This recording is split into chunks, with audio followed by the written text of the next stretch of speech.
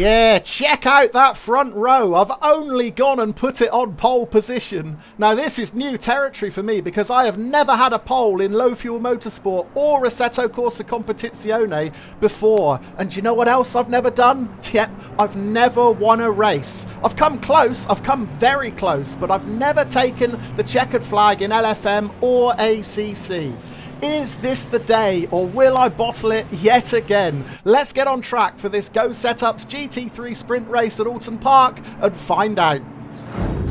Well, it's never been more important to get a strong getaway. The lights are green, we are underway, a step into the unknown. My first ever pole position in LFM. Can I get the whole shot? Well, it was a dream start. The Lamborghini so quick as the lights went green, and I get to turn one unchallenged. But straight away I'll go defensive into Cascades here just to close off any gap on the inside. The last thing I want to do is give Ariel a touch behind the opportunity to try and force a move up the inside. He may consider it into Island Bend though. I hope he doesn't. Thankfully he backs out. So I'm not going to take any chances here. I'm going to go ultra defensive into the hairpin once again, closing off that inside line. There's nowhere for a toucher to go. But this is going to be a whole new kind of pressure for me. I've never led a race in LFM before, and long-time viewers of CR Sim Racing will know I am not good under pressure. I always drive so much better when I'm doing the chasing, but this time I am being chased. And right now the 24 minutes still left on the clock seems like an incredibly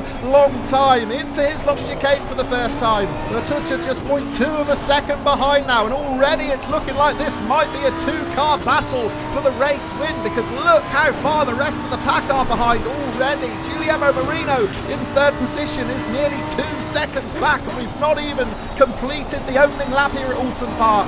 Oh boy, this is going to be a shootout to end all shootouts. However, I am a little concerned that I may not have the race pace to match a toucher here. Sure, I got pole position. My qualifying time was a 1:34.4 and was 2/10 quicker than a toucher. However, that was a freak lap. My usual pace will be near a 34.8 or 34.9. Only time will tell if that is fast enough. Right, let's go back and check out a replay of the start. And it really was the perfect launch for me. To get to turn one unchallenged was a huge weight off my shoulders. It wasn't such plain sailing behind though. We're watching the BMW driver of DJ Watts get nudged out into the grass. Now Watts started on the third row of the grid alongside Colin Bateman in the McLaren, and it was those two came together. Bateman into the barrier as well. Lap 3 then, and as you can see there has been no let up of pressure behind. The toucher still within half a second, so I'm going to switch the TV cam on and we can see just how hard a toucher is pushing behind.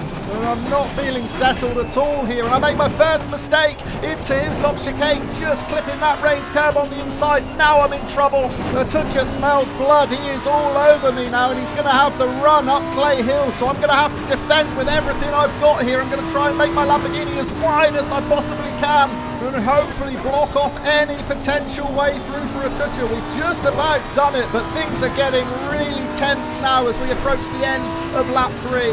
Well, what's the gap now? 0.2 of a second as we enter the final corner of the lap. Oh, isn't this race over yet? We've still got more than 20 minutes to go. And I really don't see how I'm going to be able to sustain this sort of pressure for the next 20 minutes. Starting lap 4 then, into turn 1. I'm a little bit ragged through there, too wide on exit. That's surely going to be a track cut warning. Yes, it is. Oh dear. Is that another sign that I'm starting to crack under the pressure?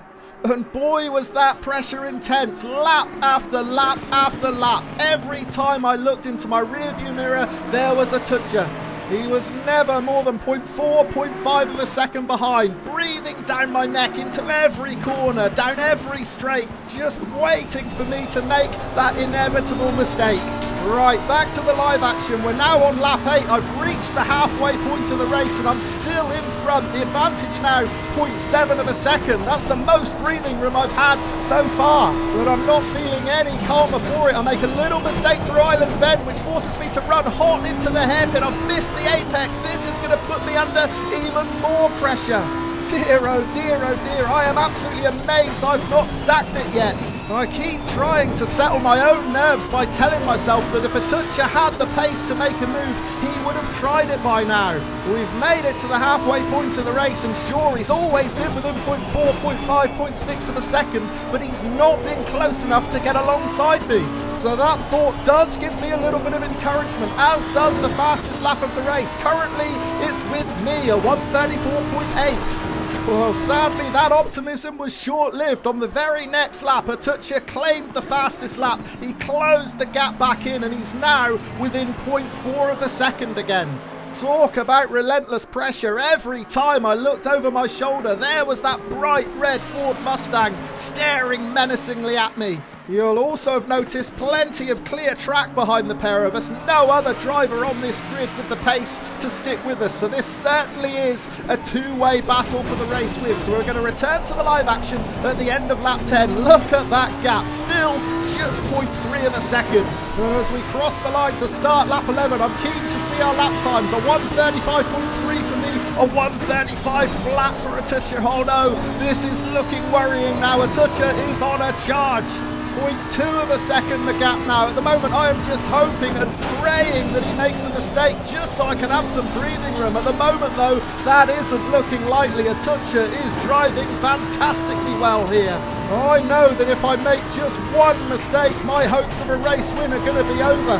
Oh, I'm a bit wide through Island Bend, keeping off the grass. Oh, that was too close for comfort. I couldn't have been any closer to getting two tyres on the grass there. If I had done, it would have been game over. Right, jumping forward to lap 13 now. The gap's still less than half a second.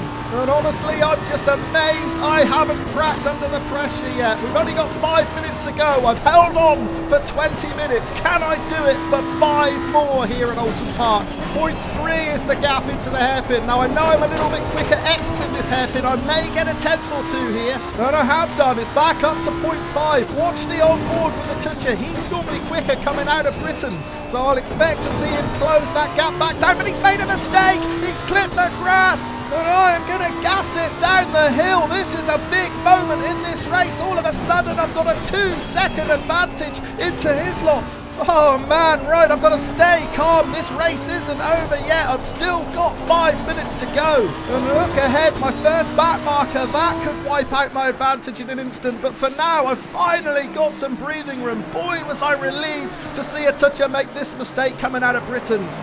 Right, we're now down to the business end of the race. This is the time to hold my nerve. 3 minutes left on the clock. We're on lap 14, and I am now within 1.5 seconds of the back marker, Upper Rudy. If I just get it the slightest bit wrong when I attempt to lap him, my advantage over Attuccia will be wiped out. Currently, it still stands at 2 seconds. So it's absolutely vital I don't panic. I've got to stay calm. Let's watch Attuccia's on board. Will he make the same mistake again through Britain's? No, he does it perfectly this time. Meanwhile, in front, Operudi is getting closer and closer. Hopefully, I'll be able to get past him without incident. Let's watch Attucci's on board again, because this is the part of the track where he's strongest. I'll expect to see him close back in again here, but he's clipped a curb on the inside through Knickerbrook. And with that, he has gone. He's out onto the grass, and that might just have handed me my first ever win on Low Fuel Motorsport. He's now more than 6 seconds back, and we've got less than 3 minutes on the clock. Well, all of a sudden I'm feeling a bit more confident, but I tell you what, I'll be much happier when I can get past this back marker. And he's left a gap on the inside through the final turn. Thank you very much, Operudi. And surely now I've got this one in the bag. Well, here's a replay of Attucci's mistake, and is this the mistake that hands me my first ever victory in Assetto Corsa Competizione? He just clips that treacherous curb on the inside, and it sends him out into the greenery. Well, I honestly thought this day would never come. Of all the sims I race in, I find Assetto Corsa Competizione the hardest of the lot. But I'm almost there now. We've spent the whole race watching Attucci's on board. Let's take a look at a far more welcome sight. We're now watching the guy who is about to wave the checkered flag. Come on, get that black and white beauty out. We have done it. My first ever win in Low Fuel Motorsport. My first ever win in ACC. More than 2 years in the making. For the first time, let's check out the classified results to see me right up at the top. Now, it's clear that Atucha was the faster driver. He claimed the fastest lap in the race at 1:34.5, 3/10 quicker than me. But crucially, I held it together. I fought, I defended, and for once, I didn't crack under the pressure. Wow. And for those of you who are wondering just how long it's taken for me to get to this point, let's take a quick look at my Low Fuel Motorsport stats. 157 races. Before today, I'd never had a pole position, I'd never led a race, and I'd never stood on top of the podium. I didn't honestly think this day was coming, and it might be a fair while before it comes again, so I am making the most of this one. And I must give a special shout out to Adam Stewart as well. Adam designed me a new paint job for this race. Well, on this evidence, it is a lucky charm. So thank you, Adam, and a huge thank you to every one of you who has joined me on this journey. Thank you ever so much for watching.